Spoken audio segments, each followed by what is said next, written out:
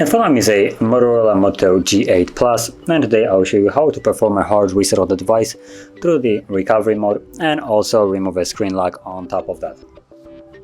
So to get started, I'm actually gonna start off by locking the device so you can see that the device has a pattern right here. So we're gonna proceed from here as though I don't know the pattern to it.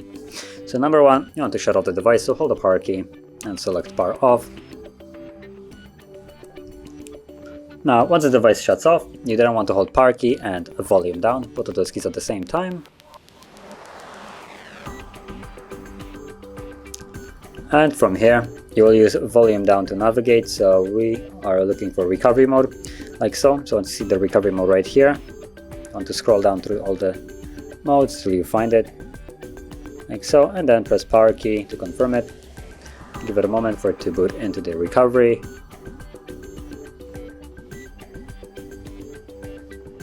Now, before we actually enter recovery mode, you will see this, so Android with no command.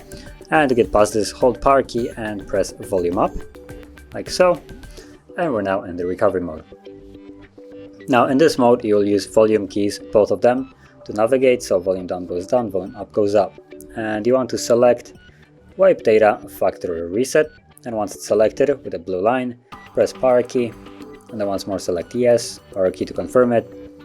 And here it gives you additional options.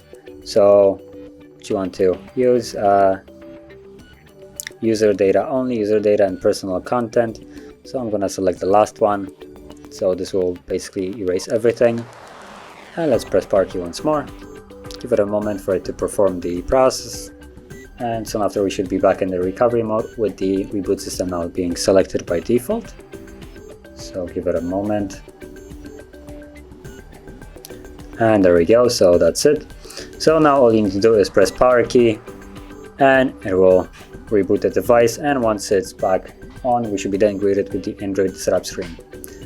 So I'll be back once that is visible.